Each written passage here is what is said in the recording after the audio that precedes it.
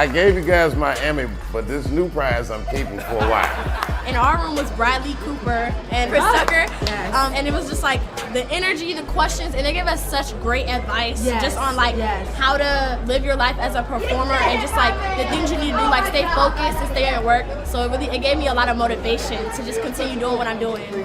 I'm looking at y'all inspires me. I feel like I was just you.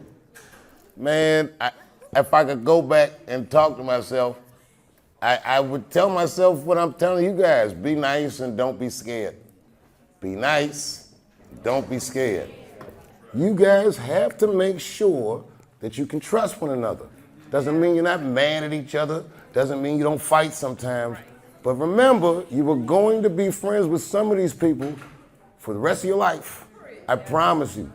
Stick together, help each other get through this, and you're gonna love it. You'll be very grateful you did. Hello, nerds. Okay.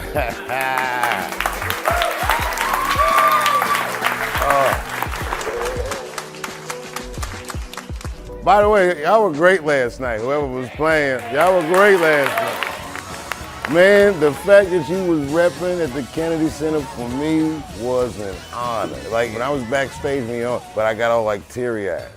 And then I remembered I had grills, and you can't cry with grills. My man, what you play?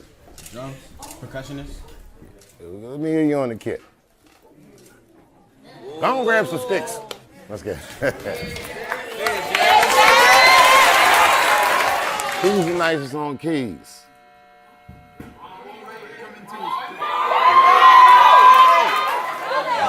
Both of you. Both of you. All right, you first on the keys. Anything you feel. Play anything you feel.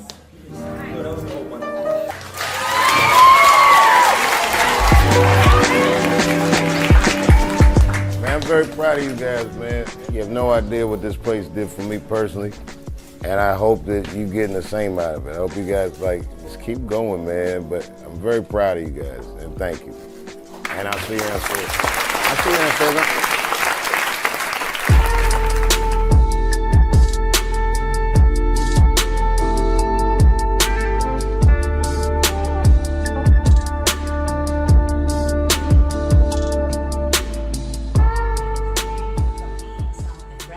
And I think I'm needing it from outside of myself. That's what I'm thinking. I'm a nervous, so I gotta do something and I need some encouragement. But when there's nobody to do that, you have to dig inside of yourself and say, you're good enough, go out there and kill it. Killer. You walk to the stage and you say, where you at, killer? Where you at, killer?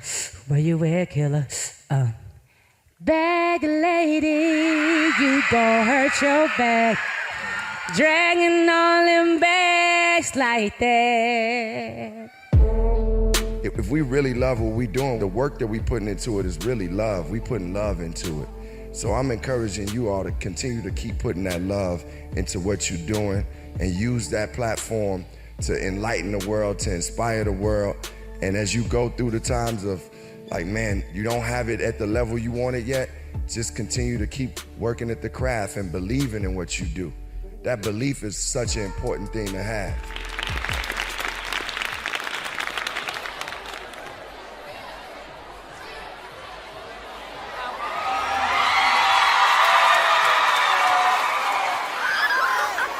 All right, y'all know who we are. This is the baddest band in the land, Radical League. Yes, sir. All right, y'all know this.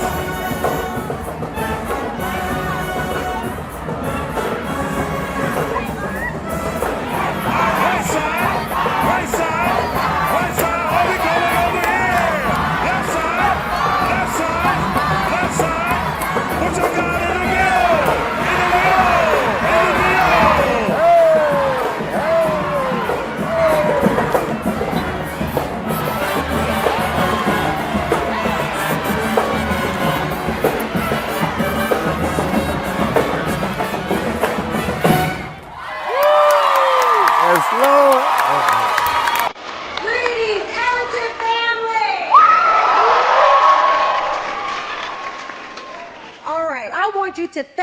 Mr. Dave Chappelle, and all his friends for dropping jewels on you today.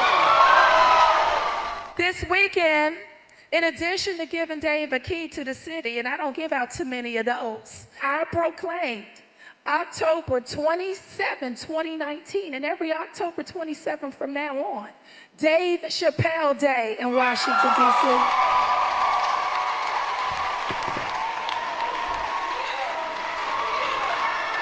Yo, could you imagine this? My own day, and it's proclaimed at my old high school. So this is what I suggest. From now on October 27th, everybody in honor of me at Duke Ellington skip school. I have to tell you, Dave, you have taken your place among the nation's greats. The accomplishments of Mr. Chappelle are grand, but we get to get the light shine. We've now got 2 Emmys as a form of inspiration for you. But it was very important that they have a place to live that was appropriate. His contribution to this school, to arts education, is so valuable. For them to see somebody like Dave, who not only has gone on to great success, but never forgot where he came from and continues to give back to his community, will hopefully not just inspire them to great success, but will also inspire them to give back to the community that hopefully will give them as much as they deserve.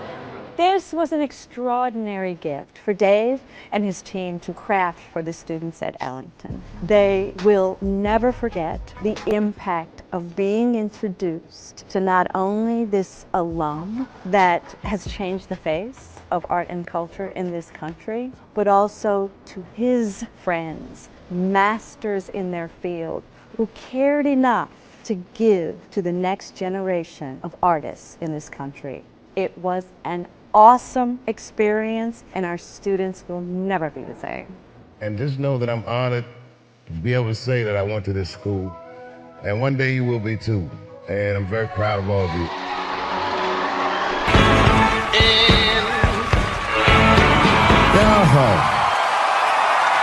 Thank you.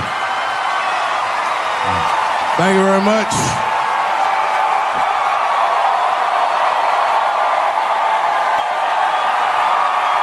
Thank you. What's going on?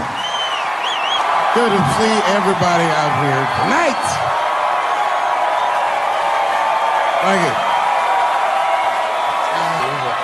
Hey, have a seat. Everybody be comfortable and relax. Oh my gosh, good to be back in Austin, Texas.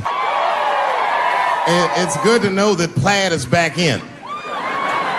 Most of the dudes I meet around these parts are dressed like a dyke in New York, so I'm glad to see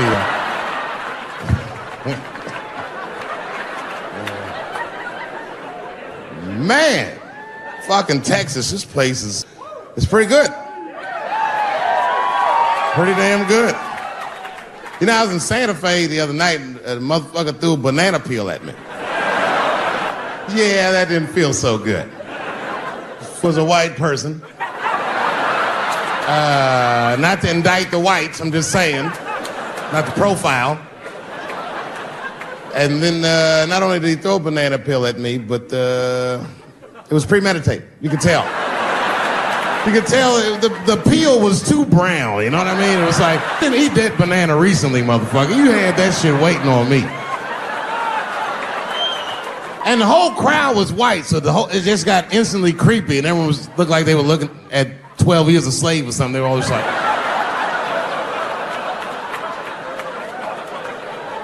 who the fuck does that?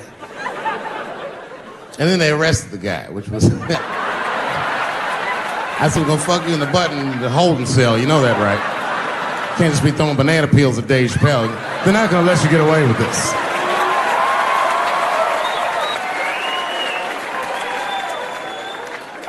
And the press called me up like, do you have a statement? A statement? For a fucking banana peel? No, I don't have anything to say. This guy was like fucking famous for throwing a banana peel at me. 20 years from now, he's gonna be tucking his kids into bed and the kid gonna be like, tell him about the day that you threw that banana peel at that nigger in Santa Fe. Boy, I'll tell you what, that black motherfucker had it coming. I saw his name up on the marquee about a week before. I said, man, if I could just get close enough to meet him. Throw a banana on that nigger and show him how. Fucking banana gate. I didn't even want to press charges. You know, this has happened to me before. No, sir, it's not a banana. I live in Ohio, right? So this like a few winters ago. Oh, I didn't know you would ever clap for that. Well, all right. That's the first time that shit's ever happened. Ohio! Anyway, live amongst the whites. Small town in Ohio. And it was wintertime, and it had snowed recently, so there were huge snowdrifts on the street. I was walking with my sister. Now, my sister was dressed in all Muslim garb, as were her children. And I was dressed as Dave Chappelle. And we were walking and just talking about something, and a car sped around the corner, and the window came down, and somebody threw a snowball and hit me right in the shoulder. I didn't know what was going on. Why was this happening? Because I am black, because she's Muslim, because I'm Dave Chappelle. I couldn't tell. But again, I knew it was premeditated. Because who the fuck has a snowball in a warm car? But I didn't think it all the way through, lady, because he went around the corner and got stopped at a red light. He was caught in the traffic. I ran out into the street and I just tapped on his window. Hey, my man, can I just talk to you guys for a second? Come on out for a second. I just want to talk. There's 4 young white dudes in the car. They were like, just chill, bro. I said, relax. I just want to talk. Now, this is an old black trick. Really, I didn't want to talk. I was going to fuck them up.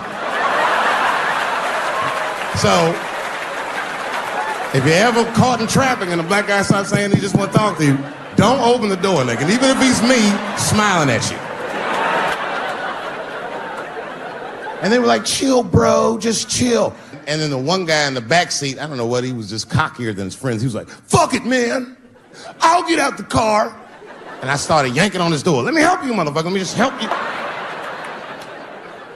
And I didn't notice his window was down. And he threw a snowball and shit me right in my chest. Pow. He said, fuck you, you fucking nigger. And then the light turned green and they sped off. And I smiled from ear to ear. I looked at my sister and she said, I got the plates. And I was happy as shit because throwing a snowball at a motherfucker is a misdemeanor assault. But if you call him a nigger when you do it, that's a felony hate crime. And me and my sister, they will send this motherfucker to jail. Now, I didn't notice it, but while I was yelling at him, a crowd of white people had formed because it was an all-white town. And I was like, uh-oh, I thought I was going to get jumped. And one of them white guys stepped out and was like, I didn't like that at all. This is not what this town represents. I don't want this goddamn stuff in my vicinity. And another white guy was like, yeah, I didn't like it either. And then an old white guy stepped out of the crowd and said, young man, if you're going to fill out a police report, I would like to come with you and do the same. I said, you guys would do that for me? And the whole crowd said, hooray! I said, come on, y'all. I look like Malcolm X going to see Brother Johnson with a trail of white people.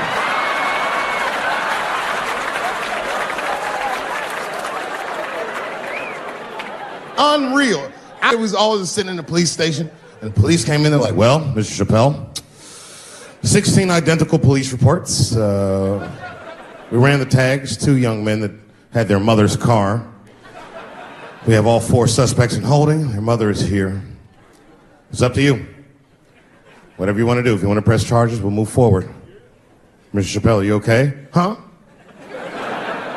Sorry about that, officer. I'm a little flustered. I've never been in a position where I could have the fate of white children before, but it's weighing heavy on me, sir. And I really can't decide. And I saw a lady pacing back and forth in the hallway, and I said, is that? He goes, yes, that's their mother. Well, can I speak to her before I make a decision? And when the mom came in, oh, it was me. She busted out crying. Oh, God, oh, no, I don't want him to go to jail.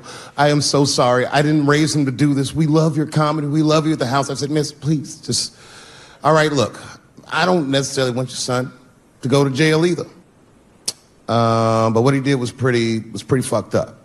So, there's something we can do short of jail just to let him know that he's wrong. Oh, I don't know. What did you have in mind? Miss, I've never been in this position before. Oh, you know what we could do? I don't know if I'm asking too much, but maybe if you could just suck my dick a little bit. Just a little bit. I'm not gonna finish. I just want you to do it enough so that I can tell him you did it. I'm kidding. I wouldn't do that to anybody's mother. Maybe my kid's mom, but that's it. Ebola was in Texas. Ebola made a visit. That man in Dallas. 5 days that man melted to death. What happened to the brother in Dallas? Where was the secret serum is what we all said. I remember in the beginning of Ebola, there were 2 American doctors that got sick in Africa. They flew them in a private jet straight to Atlanta to the CDC. I didn't even know CDC saw patients. There it was said they administered what the New York Times called a secret serum. I don't know what's in it. It's just like Colonel Sanders' recipe. But both of these motherfuckers survived. These doctors, thank God, are healthy. They are out there somewhere tonight at Whole Foods, touching vegetables, walking around. Everything's okay. Hey, how are you? Oh, you didn't hear? I had Ebola last week, but I'm doing all right now. I was bleeding out of my eyes and anus, so I got concerned, but I'm okay. What happened to the brother in Dallas? They just rubbed some Vicks on that nigga's chest. Good luck, little buddy.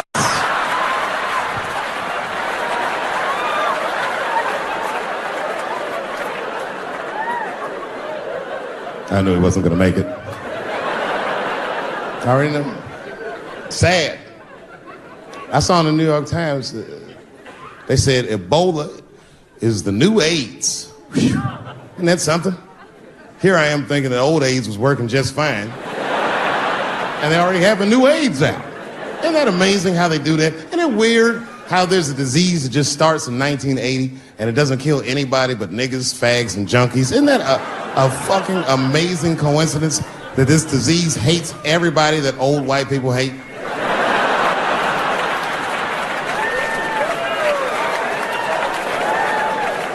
I think either God is white or the government hid that shit in disco balls. Only fun people get AIDS. Last month on the front of the New York Times, the measles was a headline. I had to check the date of the paper. I was like, measles? What is this, 1850? What the fuck is this? Why is measles in the news? Turns out they were trying to decide if mandatory vaccinations for children is the way we all want to go. Any thoughts? You say yes? I'm sorry, ladies and gentlemen. I just, I don't know. I don't know about this one.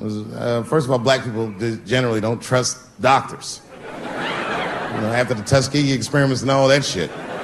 More importantly, don't forget Michael Jackson was killed by a doctor. Granted, he was doing drugs, but if I was a heroin addict and I had a licensed physician injecting heroin in me, I should survive that. I'd just be looking like, oh, I'm good, right? I'm good? Not too much, is it? Dr. Butterfingers killed Michael Jackson. After that, I was like, fuck going to the doctor.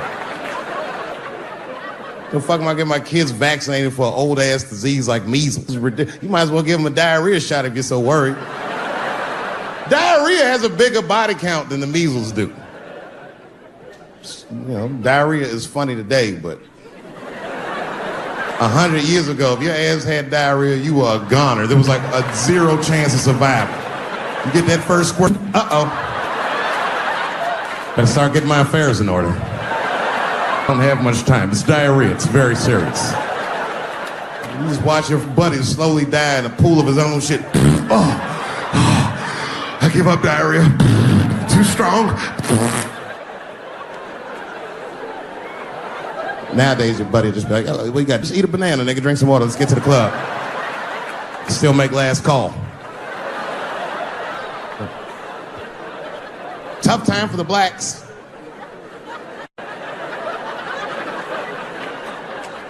These are not good times for the blacks. I don't know if you know what I'm talking about, right? Police are killing us again. It's a very unfortunate set of circumstances because we were doing very well. You know, America has a racial hot seat. I think we can all agree that that's the truth. We can also agree that that hot seat is traditionally occupied by African Americans in general, African American men in particular. Although I can see that in recent years, that seat has been occupied by Mexicans, and I dare say Arabs. And we, the black Americans, would like to thank you both for your sacrifice and your struggle. We needed a break. We needed a goddamn break. We all go through something, but at least I can leave my backpack someplace. If you Arab and forget to pack, you got about 20 minutes before they send that robot to blow your shit up. You can kiss all that engineering homework goodbye, Fuhad. Now ISIS is #1 on the terrorist charts. And ISIS is fucking scary. If ISIS catches you, they're going to cut your head off. That's what they do. I've seen them do it on YouTube. It was fucking awful. He looked right in the camera and say, "Obama, I am back." I saw that shit. I said, "Oh my God." Don't like.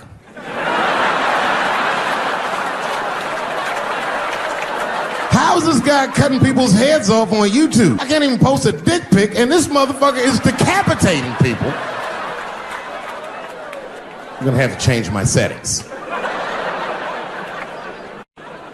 You know, everyone has it hard, but I think harder than black people, harder than Arabs, and harder than Mexicans, you know who has it the worst? Fat black people.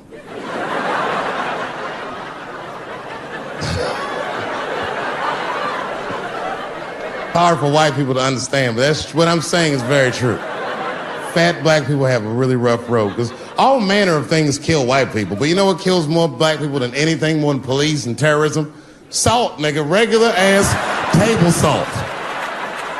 Here, white people are getting Ebola cures and shit, and meanwhile, I'm dying from fucking the flavoring.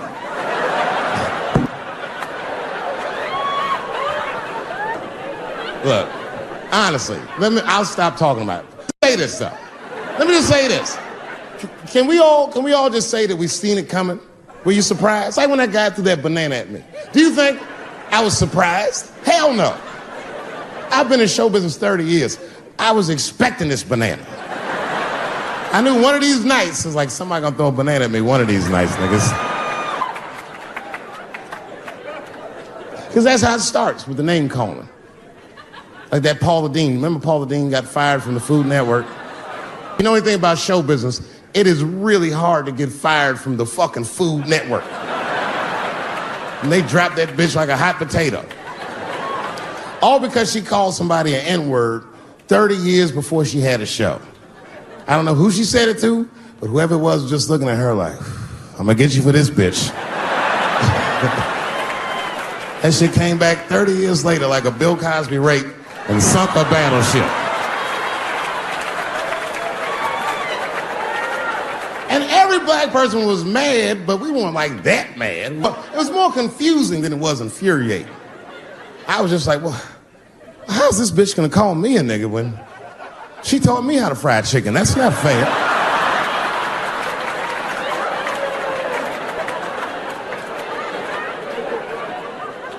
I think Donald Sterling shit was more serious. Remember Donald Sterling used to own the Clippers, and that he got caught on a secretly recorded tape saying some very unsavory things about African Americans. And there's a lesson in that for all of us. The lesson is, if you are old and white and racist in this great country, whatever you do, don't tell your black girlfriend about that shit, because that's who made the tape. She recorded all that shit, and the tape was terrible. He was like, "Stop bringing these black guys to my games." First, we're all confused, like, well, how the fuck are you gonna have a game without us? But it turned out the black guy he was speaking of was none other than Magic Johnson, the billionaire. Unbelievable. Never even mentioned the fact that he had AIDS, which is the first thing I would have said to my girlfriend. This guy must be really racist if AIDS is the footnote. Well, you gotta be careful, baby. He got the old Ebola.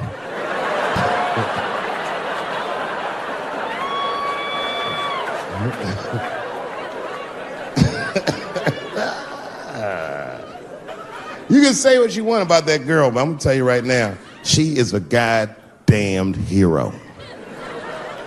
Because you might have thought these things were happening before, but now you can see it all in front of you without a shadow of a doubt. That shit actually went down. She sucked that old guy's dick.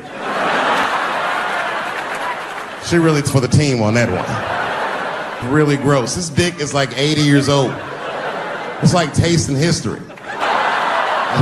Like 5 wars on it, civil rights movement, Great Depression. This guy fucking from 40 years before Bill Cosby's first rape. This is a very old man. A very old penis.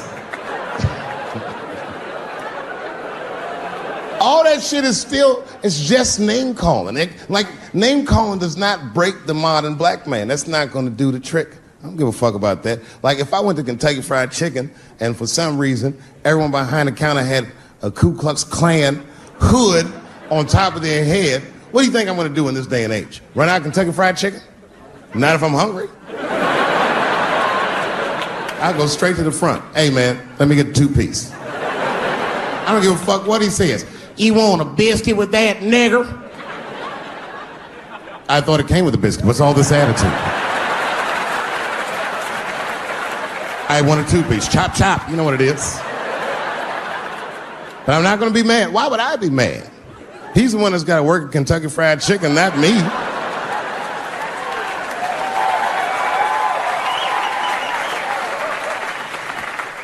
Well, how about this? What if I lived in Austin and I had a white girlfriend? It's possible in Austin. As a matter of fact, some people say it's necessary, but that's not the point.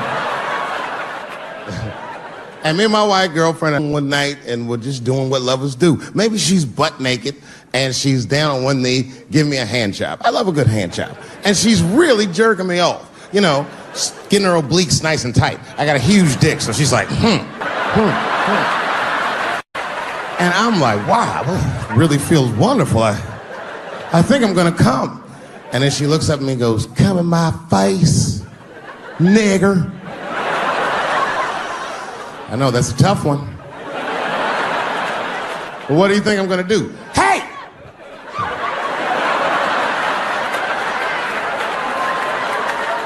That's no time for integrity, ladies and gentlemen. I'm busting that nut in her face. I'll sort through the ethics later. But I'm what they call a man of his word. Say I'm coming. Oh, I'm coming. I don't give a fuck what happens. God forbid somebody could shoot me. If I say I'm coming, it's still like, oh.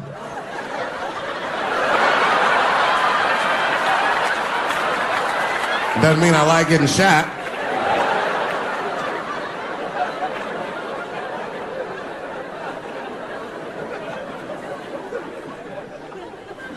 Boy. Yeah, tough time for the blacks. I'm not gonna say nothing about the police. I'll leave that for Chris Rock.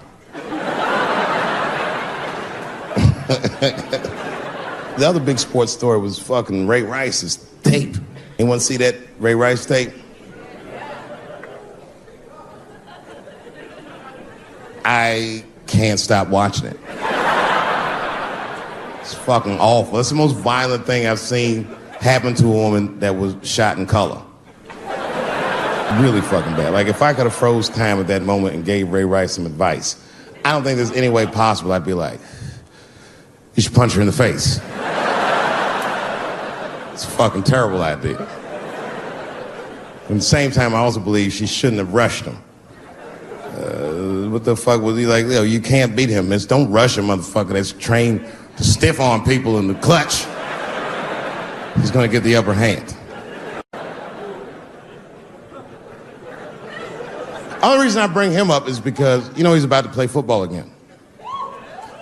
You didn't know that? The NFL was told by a federal judge they had to reinstate Ray Rice because he was transparent with their investigation. He told them exactly what he did. And they can't just change your ruling just because the tape came out. I get it. That's like if I'm hanging out with my buddies and I'm like, hey guys, guess what I did last night? I fucked this big fat girl I met at the club. And they're all like, oh shit, Dave, that's crazy. And then they see a tape of me doing it and they're like, we can't hang out with you anymore, Dave. That's not what this crew was all about. I'll be like, what? I told y'all what I did. What's really fucked up is the tape was made before they were married. Isn't that weird? I don't know why she do that. I don't even know why he would do that. As a guy, would you want to live with a woman that you had once punched in the face with all your strength? That's some very bold color purple type shit. Sealy, come out here and shave me.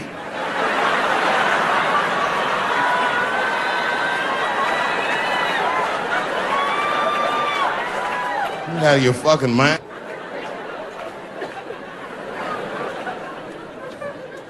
I had to ask an older friend of mine just to get some perspective. This older black dude. Actually, the fairest person I've ever met. And I asked him, I just said, hey man, I said, did you see that Ray Rice video? And instantly he was like, David, that shit was disgusting. And then a moment later he goes,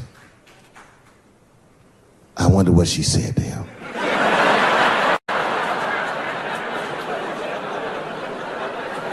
I don't think that matters. I think the idea is you're not supposed to punch her in the face. My wife says terrible shit to me. My wife once called me a pussy in front of dinner guests. I know, I started to get mad, but then I was like, fuck it, she's probably right. I am a pussy, I admit it. I'm soft and warm and persuasive like a real pussy. Right. And then I told her, I said, and if you don't take care of me properly, I might stink like your pussy. Oh, we fight dirty, the Chappelle household. It's not a big deal. No. If you want to get to the bottom of a matter of the heart, what you're supposed to do is ask a woman. Now, actually, there's two women that I know. They're both college professors in this little area I live in. And I meet them twice a week at Starbucks for coffee. Talk about important shit. And I asked the girls who was in the coffee clutch, I said, yo, why y'all think that this woman stayed with Ray Rice after he punched her in the face with all his strength? And one of my girlfriends said, David, you need to wake the fuck up. She's staying for the money. Well, now, wait a minute, because my other girlfriend was like, I disagree. I think that she actually loves him. I said, wait a minute, ladies, you know what?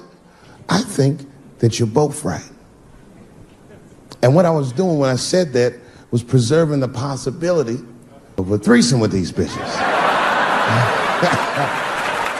I've been chipping away at this pussy one cup of coffee at a time for like 4 years. I was gonna throw all that hard work away with some Ray Rice shit. I don't care that much.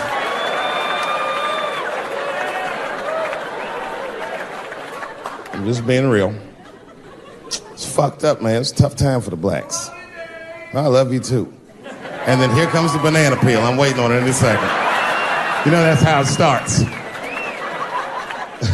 I saw in the paper today that the guy that threw the banana at me got arrested again because he threw a banana at another motherfucker in a bar in Santa Fe. Look it up online after the show. He actually did that. And that guy was black too. I'm just saying. And you know what a guy said he did it at night? He said, I did it because Dave Chappelle is racist. So, nigga, that's not the best way to handle that if I am racist. What if Martin Luther King just went around throwing tuna casserole on white people? Would that work? Huh? See your girl bubbling. She's drunk as hell, buddy. Listen, sir, I don't know what she's saying, but just take my advice. Get some water in her, or you're going to have some dry pussy when you get home.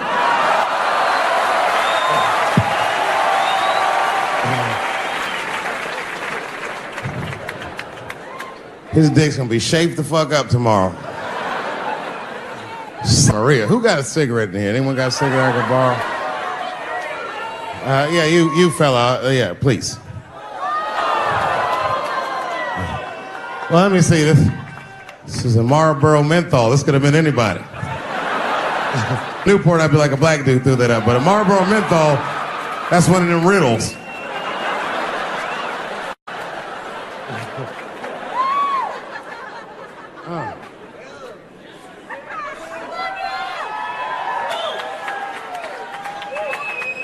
The word pussy offensive? All right, just checking. I asked that crowd when we was in Denver, I said, is the word pussy offensive? And the whole crowd said no, except for two people. One was a woman in the front. She's older than me, maybe around my age. Definitely a feminist. You know what I mean? Short haircut, plaid shirt, you know what I'm saying? And she didn't say it before she said it. She said, I'm uncomfortable with that word. And I was like, really? You? And then before I could ask her why, there was one other guy. He was in the balcony. Now, I don't think he was saying this to me, but he said this. Everybody heard him say it. He goes, it's delicious.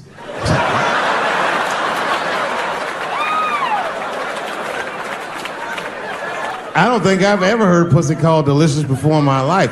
Now, this is not to say that it's bad, but it's definitely an acquired taste. I don't think any of us tasted pussy our first time like, it's good. It needs something.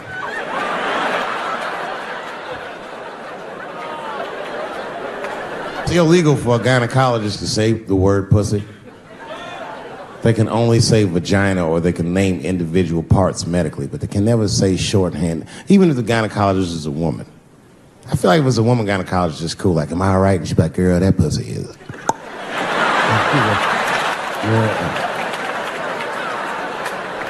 I don't think men should be allowed to be gynecologists. That shit is a conflict of interest. Even when my wife was pregnant, we used to go to the gynecologist. And he'd put her legs up in that stirrup like this. He'd be like, all right, Miss Chappelle, just try to relax. I push her, back up, motherfucker, I got this. Just tell me what to look for.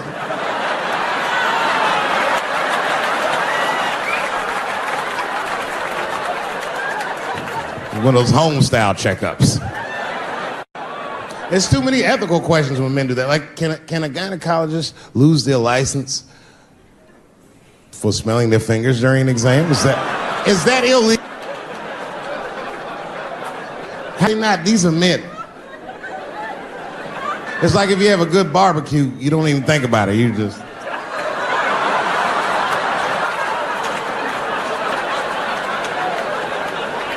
The word is only offensive if you're older. People my age and younger, I don't think we dance to that shit. That song come on the radio, say, I beat the pussy up. That's on the radio. I beat the pussy up. That's a pretty harsh song. It's like nothing like a love song. There's no tracks of his tears, no midnight trains to Georgia. This man simply beats the pussy up. Unbelievable. You don't even know if he's having sex with these women. They might just pull their pants down. He'd be like, bah! G-Unit.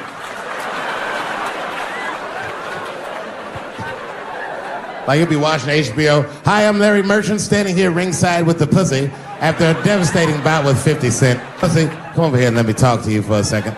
My God, you look terrible. Your lips seem to be swollen. You're bleeding a little bit. Tell me, pussy, what happened inside of that ring with 50? I don't know, Larry. I felt really good in the first round. I was ready to fight. It's warm and moist, and I don't know. It just hit me from angles I wasn't expecting. Front, left. The backside surprised me the most. Well, pussy, let's take a look at round 4. This is where it all went wrong for you. Here you come out of your corner, pussy. You fight really good. It looks like you got 50 with a right and a left, but then 50 slips your jab, and there, right there. You see that? He punches you right on that, that little bean thing you have on the top of your head. I don't know what that is. There's 50 just pounding away at that bean over and over. Now, pussy, tell me, what goes through a fighter's mind when their bean gets rattled around like that? I don't think I was thinking anything, Larry. You know, I'm a real good defensive fighter. It's real hard to get to me. I've never been punched directly on my bean before. As a matter of fact, most fighters don't even know that bean exists. I guess he just hit me then. I lost control of my legs. I don't know what else to tell you. I like when Lil Wayne talks about pussy, because Lil Wayne used to have that song. He'd say, I got a bitch that plays movies in my jacuzzi. And then it goes like this. Pussy juicy. That shit always makes me laugh, because no guy says that, you know what I mean? Only Lil Wayne would say some shit like that. If he was fucking a girl, she's like, is this pussy good? And I'm like, it's juicy. It's good. The pussy was juicy. That's why I'm not Lil Wayne, because if I was in a hot tub with a girl and I could tell that the pussy was juicy while I was in the hot tub, I'd probably get out of the tub. I'm a germaphobe. I just picture Lil Wayne like, what is this strange oil floating in my hot tub water? It's pussy juice. That shit was so funny to me. I must have wrote like no less than 40 jokes with the punchline pussy juice. And all of them work to some degree 100% of the time. I'll do one more just so you believe me, okay? All right, in this next piece, it's a special episode of CSI. For some reason, Lil Wayne is guest starring as the lead detective, okay? That's the setup. Are you ready? Here it goes. Has anyone else been on this crime scene? No. It's very strange. This place is virtually undisturbed. No forced entry. No sign of a struggle. Shine your flashlight right here. I just slipped in something. What is this? What is this? It glistens in the light. Smooth to the touch.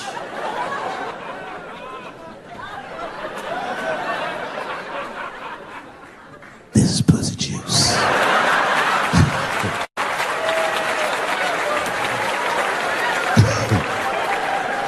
She must have been sitting Indian style. 39 more where that came from.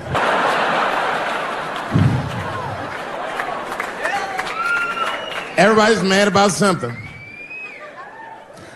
Recently, I got attacked online by some gay bloggers, and it hurt my feelings. I have no problem with gay people, but I fucking hate bloggers. I'm not saying it because this person was gay. They was just acting like a bitch online. They was like characterizing my jokes, trying to make a point off of me, when it's like, yo, I'm your ally, motherfucker. I'm not trying to stop gay people. I got better shit to do. This motherfucker was saying things to try to get gay people to beat me up. Seriously, he was like, Dave Chappelle's jokes. I don't know how he actually talks. I'm just making his voice up. Dave Chappelle's jokes were an affront to the manhood of all gay men. What the fuck does that mean? I didn't say anything that would allude to gay men not being men. I know you men. In fact, what could be manlier than fucking another guy in the ass? It's the most gangster shit I've ever heard of in my life. I told you I'm not cut out for that. I'm a pussy. You know what I said? That's all I said. First of all, I'll tell you right now what I said. And I will tell you that this was not a joke. It's a true story. And I just happened to tell it. All right, what happened was I went to a gallery party, all right? I don't know who in here has ever been rich before, but these are very nice parties. You know, wine and cheese and ball of conversation.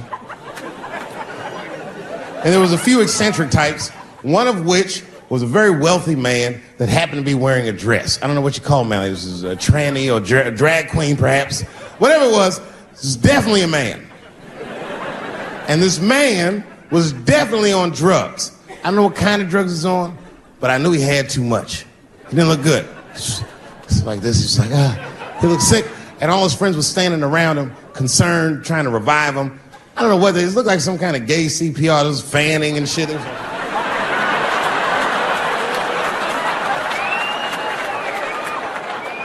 I saw all this from a distance. Now, I should have minded my own business, but I got curious. And I went over there. All I said, excuse me, gentlemen, is he okay? And then they looked at me like I was evil.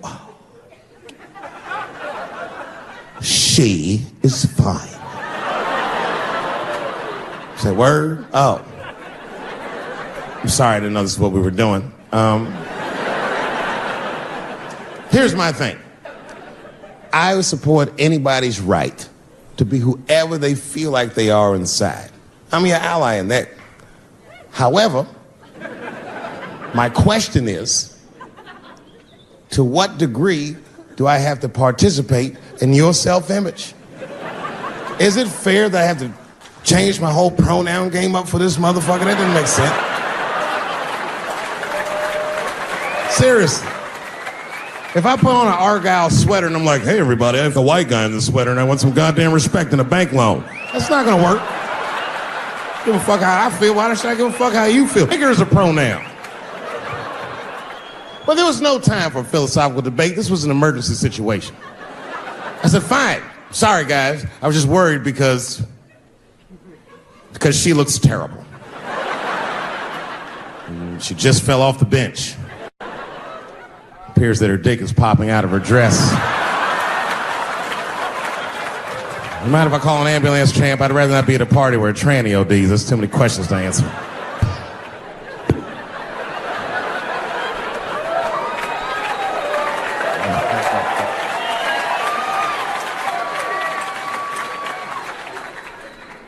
I've been through this before. I had a friend from high school. Now, in high school, this guy was a thug, right? He was a fucking dope boy. He did it all. He's a wild dude. People used to be very scared of him. And then after high school, word on the street was he'd come out the closet. I personally didn't believe it. I bring him up because last year, he calls me out of the blue like, yo, what's up, man? I got your number from so-and-so. I heard you're going to be in New York doing a show. Could I get some tickets? I was like, fuck yeah, get some tickets, man. How you been? He said, well, we'll catch up at the show, man. But, yo, I appreciate it. I'll see you soon. I said, all right, man, take care. And I was about to hang up, and I couldn't resist. I was just like, hey, nigga, I heard you was gay. What's going on with that?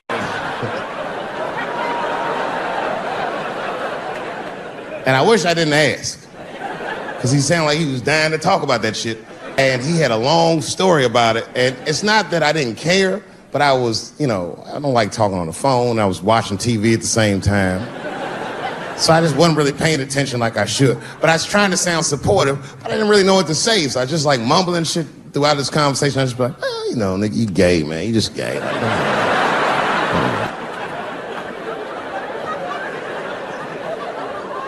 This went on for a while, and then finally I had to say something like definitive to get him off the phone. And I was like, hey, man, you know what? Don't let people get you down, all right? And the next time someone tries to make you feel bad about yourself, just remember, everybody fucks funny to somebody.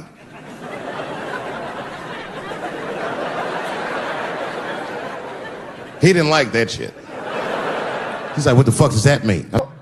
He said, you saying I fuck funny, motherfucker? I said, no, that's not what I'm saying. I'm saying everybody's different. He said, you ain't say different, nigga.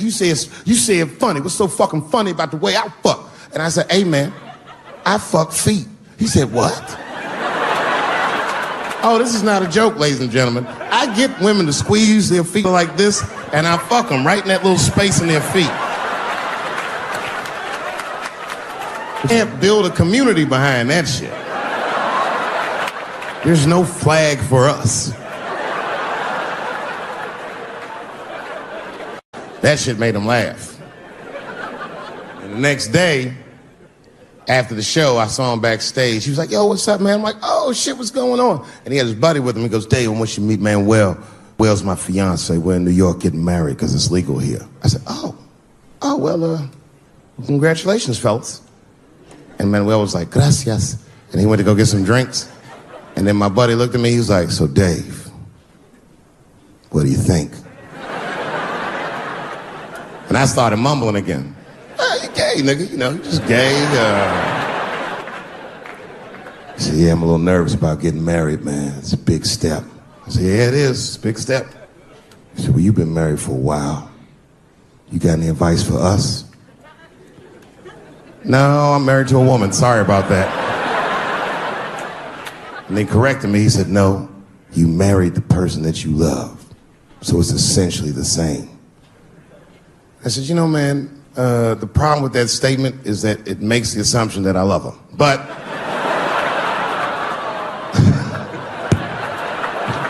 you guys the fuck up. Of course I love my wife.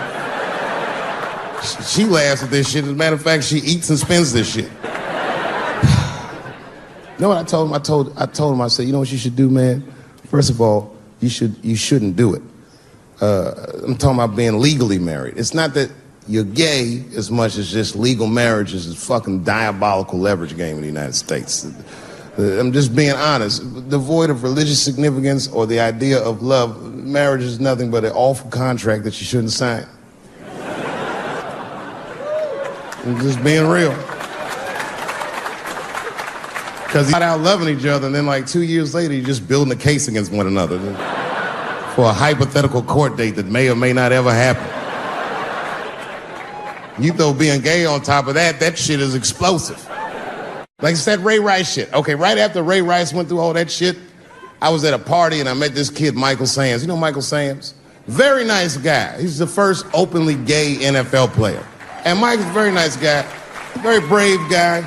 But when I met him, I couldn't help but thinking, now what's gonna happen when Michael Sams beats his wife up in the elevator? Is that domestic violence, or is that just two niggas working shit out in the elevator? You know what I mean?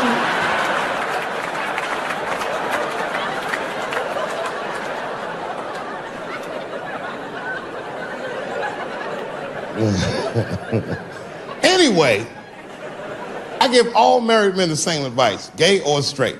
Get a dog. This dog will love you all the time, but she's not going to. It's real talk. I didn't even know about dogs, and my kids got the dog. They brought him home from the shelter, and I didn't even want him. They were like, can we keep him? I said, nope. I said, where did you even get this dog? They're like, we got him from the shelter. I was like, ugh. Probably something wrong with him.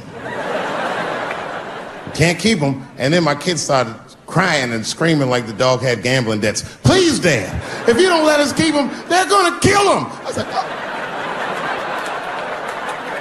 All right, you can keep him. And this dog was a menace. I hated his guts. Then one night I smoked a bunch of weed and I was eating a sandwich and Baba came over. Baba's the dog. He came over and was staring at me. Make you very uncomfortable if you're just looking at you usually.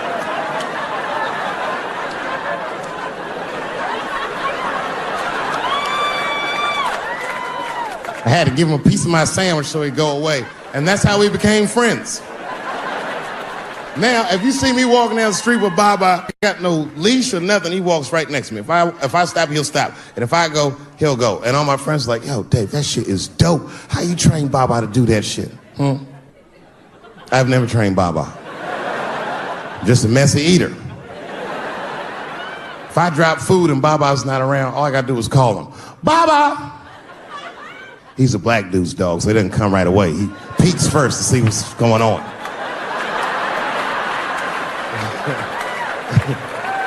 I gotta tap my foot so he can see the food. Over here, little buddy. And he's like, thanks, Dave. He'll come get it and run off. But he knows all my habits. Like if he smells weed in the house, this motherfucker's about to eat, and he'll just come running.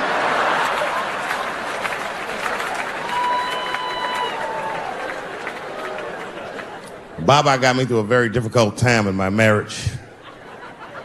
We spend the most time together. Like, it's not that me and my wife don't spend time together, but we've been married so long, it's like we don't talk like, I don't know if anyone's married here, but if after 10 years, that chatty shit goes away. You've said it all. You know what I mean? It's just, yeah, we're just in the zone. She says the same shit to me every night before she goes to bed. I'll be the last one up. She's like, let me get some sleep, Dave. Good night. All right, babe, let's stay up and watch television. Good night. And she'll walk halfway up the steps. David? Don't eat the kids' lunch. And then she walks away.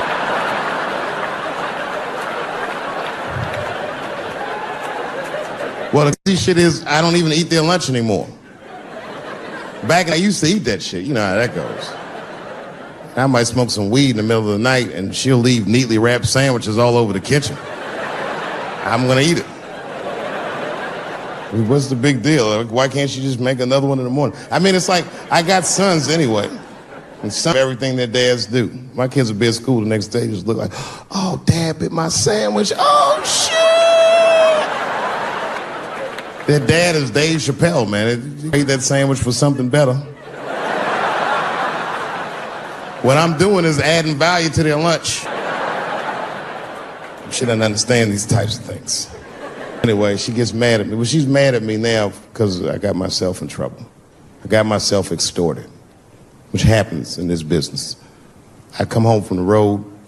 There was a FedEx sitting on the kitchen table, and it was addressed to me, so I opened it. I don't know who delivered it. And there was a video cassette inside with a note written on it that said, "Gotcha." Oh, my God. Can you imagine? I freaked out. I tore the whole house apart trying to find the VCR. I hadn't seen a tape in like over a decade. And I watched the tape, and it was awful. They got me. It was a tape of me. I was fucking a girl, okay? But it was from before I was married. But it was not a good look. And I felt sick to my stomach, and I looked up at the clock, and then I saw my wife was coming home in 10 minutes, and I just panicked. I jerked off to the tape real fast, and then...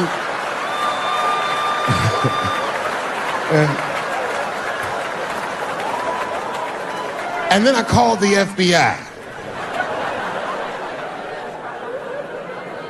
Who, by the way, made me feel much better. I mean, they didn't say they were going to catch him for sure, but they had the demeanor of some competent people that would catch him. So I didn't worry about it too much.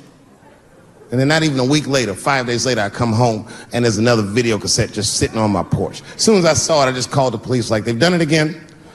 You should probably look for a guy with bell bottoms on because I don't know who the fuck is sending tapes.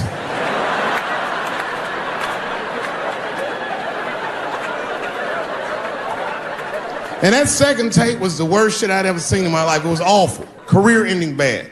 It was a tape of me jerking off to the tape a week earlier. I don't know how they'd even get such a thing. I had to explain all of this to my wife. She was mad. No thing in this world is as cold as a woman's cold shoulder. Because she was mad, but she wouldn't talk to me about it. She would just punish me in little ways. Make me do shit that I hate to do. Like pick the kids up from school. That's one thing she made me do. That's a hardship for me. I got one son that goes to a public school, and his little brother goes to a private school. It's an experiment. I just want to see what's going to happen to him.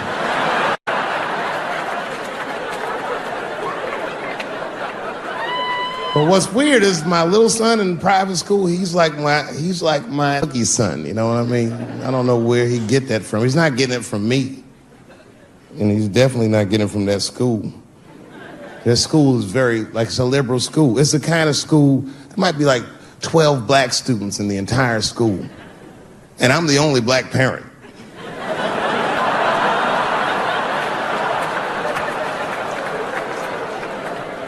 And none of the parents like me either. Not because I'm black, but just like they don't like how I roll. Because I be showing up late all the time, and I'm like in a Porsche and a blasting music that they don't like. You know, the music be like, I'll beat the pussy up, and I pull into the parking lot. I might be smoking a cigarette with the kids in the car. Then I pull into like that handicap space. Then when I get out of the handicap space, they always want to say some passive-aggressive shit. Morning, Dave. Don't know if you noticed, but you actually parked in the handicap space. Huh? Yeah, you know what, Frank? I did notice. But who is this handicapped guy we're all waiting on that never shows up?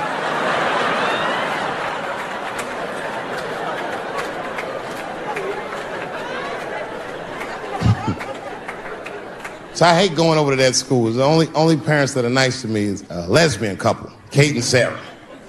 Actually, Kate hates my guts. Sarah knows that I'm black and she's half black, so she just understands me. You know what I'm saying? I can't explain it.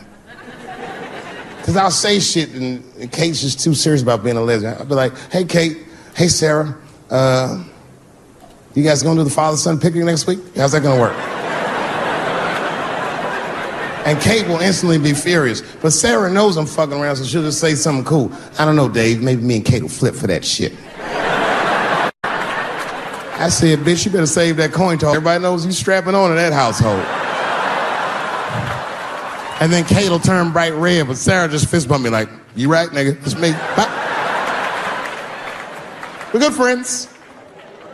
We're good friends. They invite me to stuff. They're like my only friends at the school. Imagine my surprise when I go to pick my son up after all this happens. And the teacher is waiting outside for me. She's just standing right there in the middle of the fucking handicap space.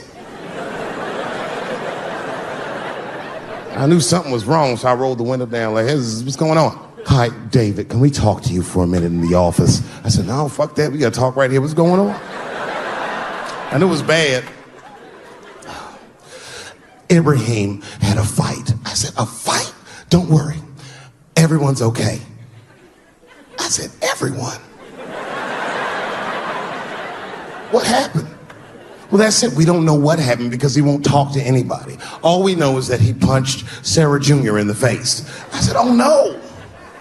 Sarah's one of the only parents I'm not sure I can beat up in this school. Just then, Kate and Sarah pulled up to pick up their daughter. And then we all had to go into the office, and I was really worried because I didn't want them to kick me out of the school. And then they brought my son in, and he was crying. They brought him in like a prisoner. He was like, oh. I said, son, just stop crying, calm down. Do not look at these mean faces. I need you to look at my face, and I need you to tell me the truth, buddy, all right? Just tell me the truth. Is it true? Did you punch that girl, Sarah Jr., in the face? I was trying to give him a signal to lie, but he didn't pick up on it. I was like...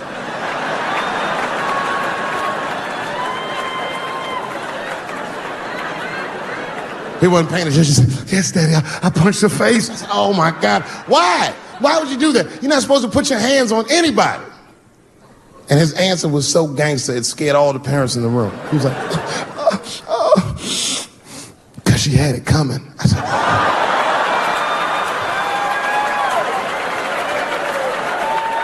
And everyone looked at me. I said, I did not teach you. I don't know where he got that. I said, what does that mean, son? That is crazy talk. What does that mean?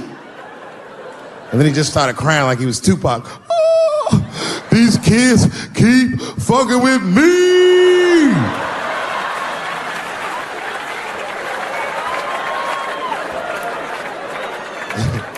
I told his teacher, I said, well, now wait a minute. This kid is a lot of things, but he's not a liar. And if he said they was fucking with him, they did something to him. Son, what's going on? What did they do to you? Oh, Dad, I'm tired of this shit. It's been going on all week. I said, what's going on all week? We said, Butch, and that bitch bit my sandwich. I said, oh.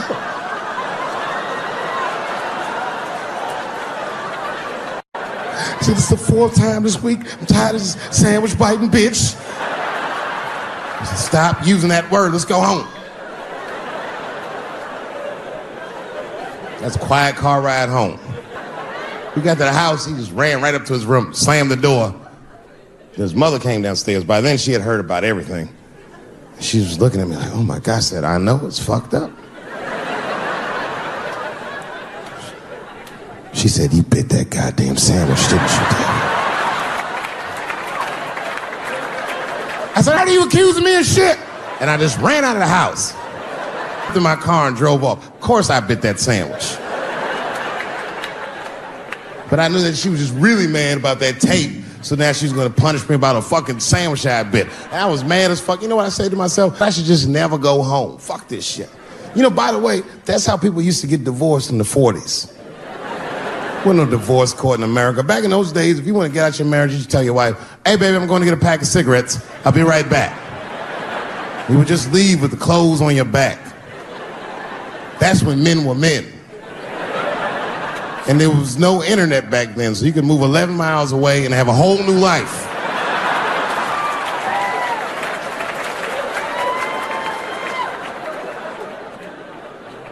But I ended up going back home. Late at night, I came in the room and she was actually changing for bed. You can always tell your wife is mad at you when they cover their titties up when you walk in. Oh. Let those titties out, it's me, baby.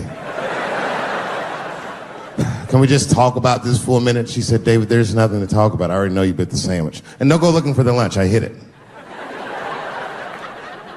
I said, I want to talk about that sandwich, baby. I want to talk about it. The tape. I know that's why you're mad. It was a very difficult conversation. I had to crack a few jokes, and she laughed a little, and it helped her relax. And we started talking, and then she cracked a few jokes that hurt my feelings, honestly, but...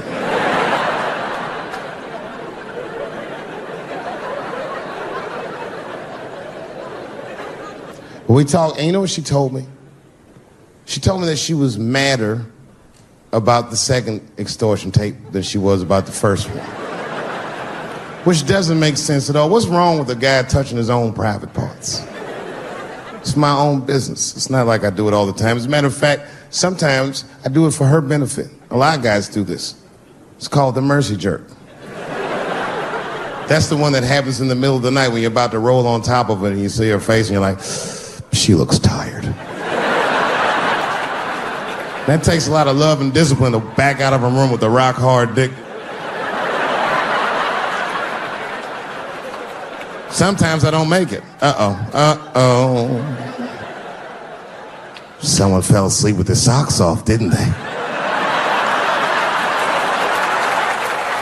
You can't rape feet. You can't rape feet. Only time I jerk off now is if I know how long she'll be gone. It's the only way I can get my head in the game. Sometimes she'll tell me, Dad, take the kid to my mom real quick. Probably be back in a couple of hours. A couple hours?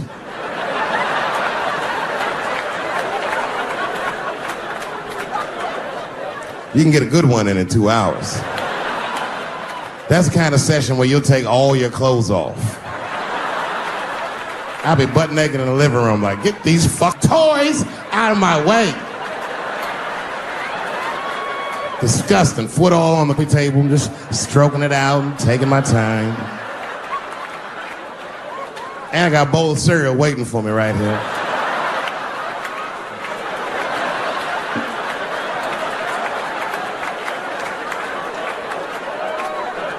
That's when you have the privacy, you can have a loud orgasm. I miss those.